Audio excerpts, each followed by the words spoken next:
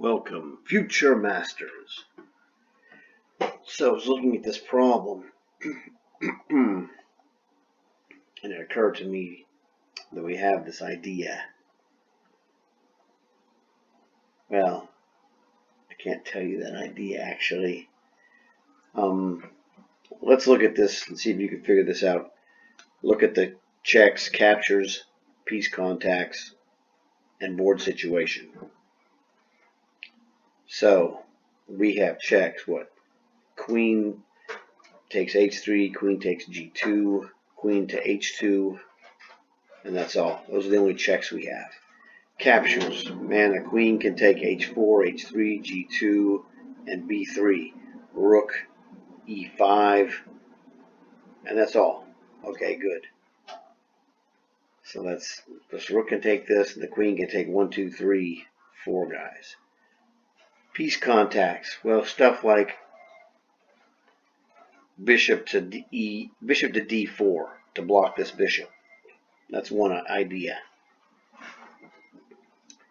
You know, stuff like queen g6 would be terrible. G5 and g4. These are all terrible moves for the queen to piece contact. G6 itself is something that could be considered because it's protected and it's not terrible.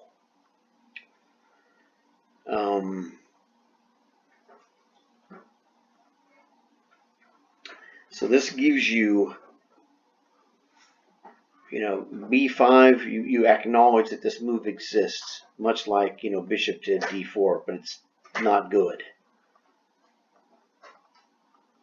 It shouldn't take much for you to realize that playing pawn to b5 isn't going to get you anywhere, so you can forget about that move.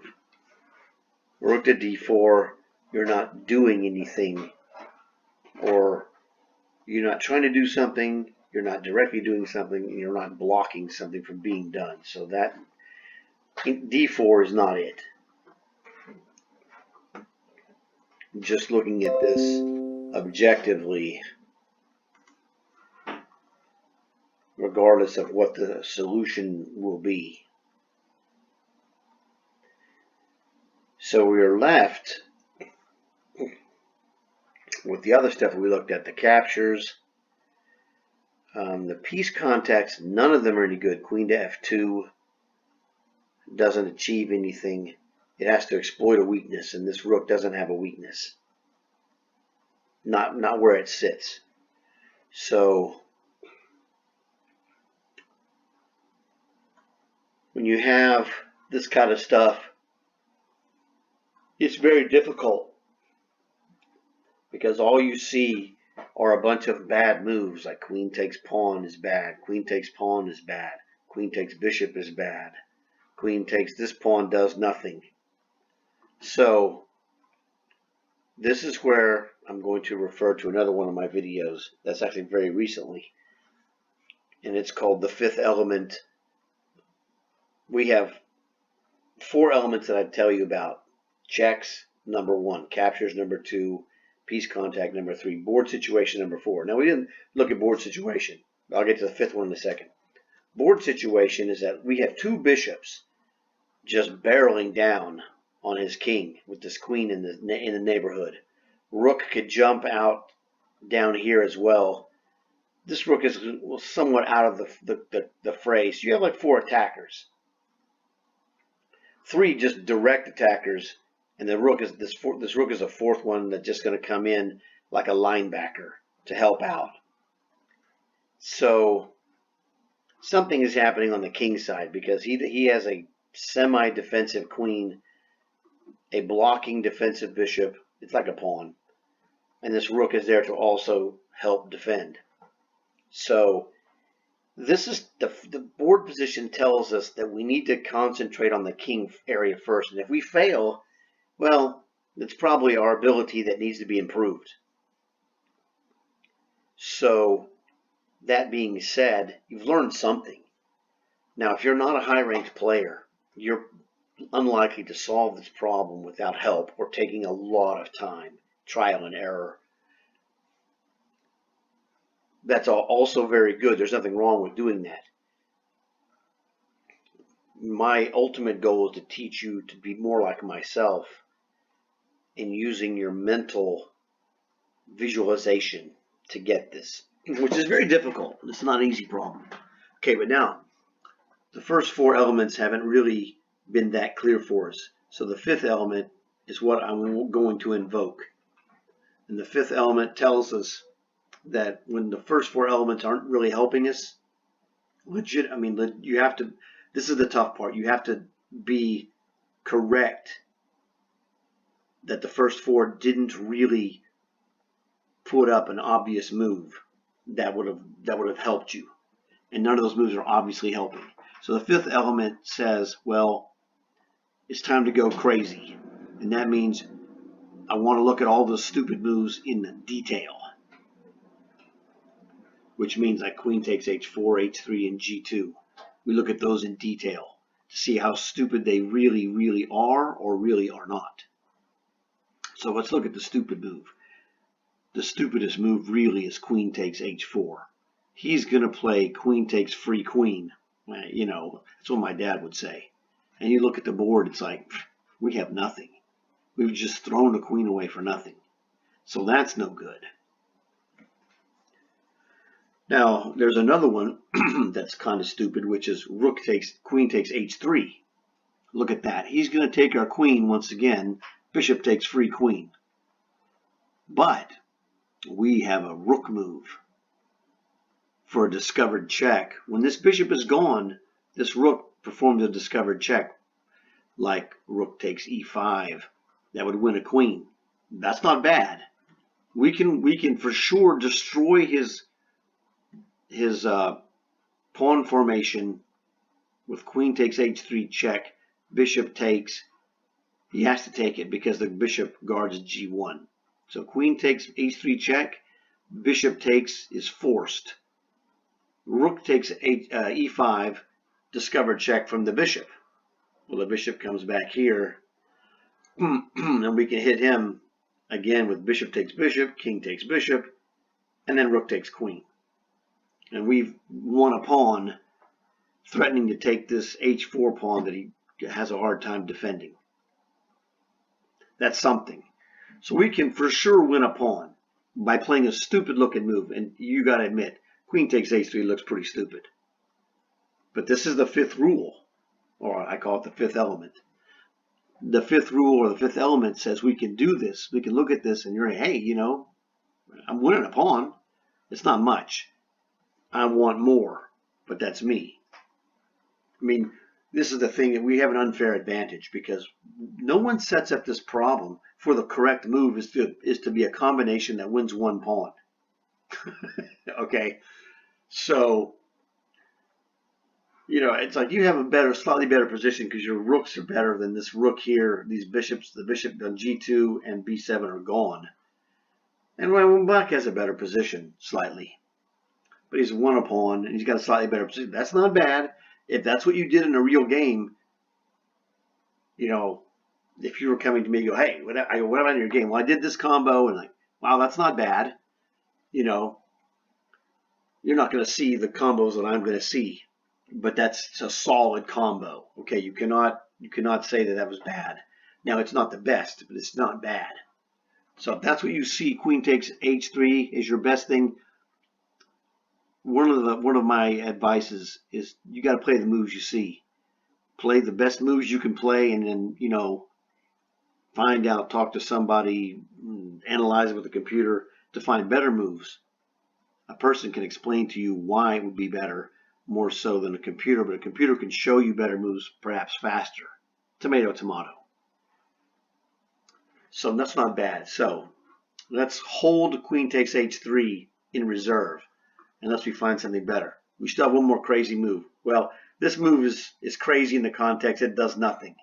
So we don't look at that one. We're looking at h4, h3, and g2. So what about queen takes bishop? Well, once again, he's forced to capture.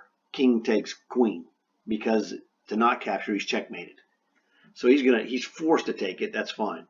Again, the superstar rook can make his presence felt by moving and allowing the bishop to take over. So queen takes bishop, check. King takes queen. You could play rook takes e5 check, getting the queen. Not bad. You know, that's going to win a piece for sure, right? Queen takes bishop check, king takes queen, rook takes e5, discovered check. The best he could do is g3 and then rook takes queen. You just want a bishop. That is another good combination. But there's another square we can go to. Let's look at this again. Queen takes bishop, king takes queen. How about, well, what square can the rook go to discover check? And not just check, but, you know, double check. We like double check. It forces kings to move. So do you see the move? I'm going to show it to you in 3, 2, 1. It's rook to d2 double check. So queen takes bishop, king takes queen, rook to d2 double check. Now what's going on here? Notice that these two bishops are just have free control over his king side. So everything f2, g2, h2, and below, meaning the first rank, is out of the question. At this point, he could play this bishop guards f3. He only legal move. He has one legal move. And that means my rule says what means we're winning. King g3 is his only legal move. Now, we just moved this rook here. Can we check him here with this rook to g2? Again, he'd have only one legal move. King to f4, because we own this dark square diagonal and this long white diagonal is owned by our bishops. They're freaking awesome. So we could play rook checks here, king f4, and then what? We have another rook, we could check him. What does that do? It's very complicated.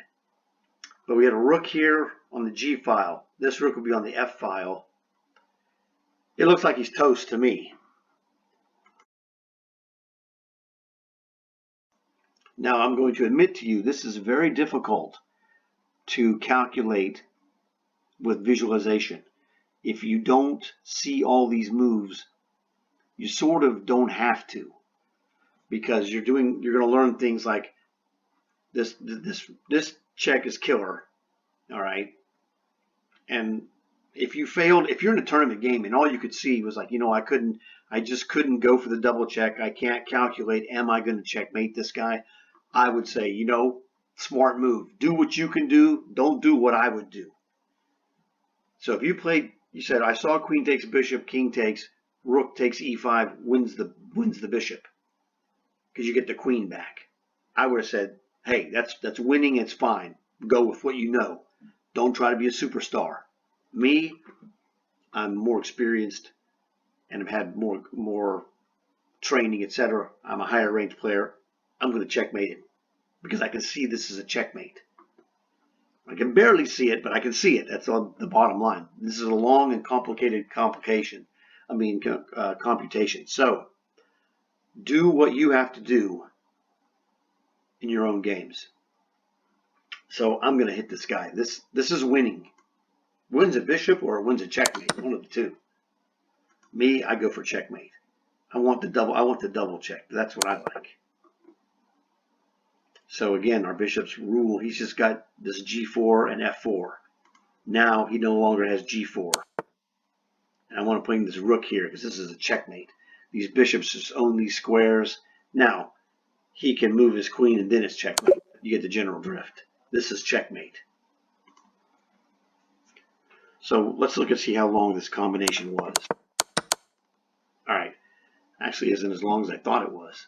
1, 2, 3. What a killer move. 4, 5, 6. It's a 7 mover. Technically, if you played it out, it'd be 9. Either queen f5 or queen f7. The rook would take, and that's complete checkmate.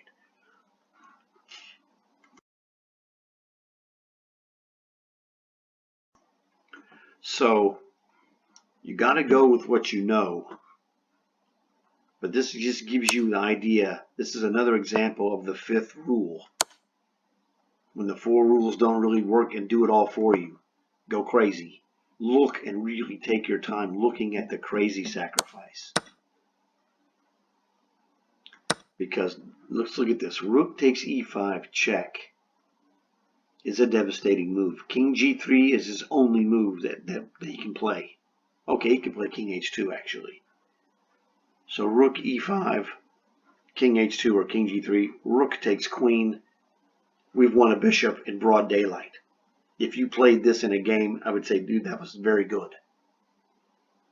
You should be proud of yourself.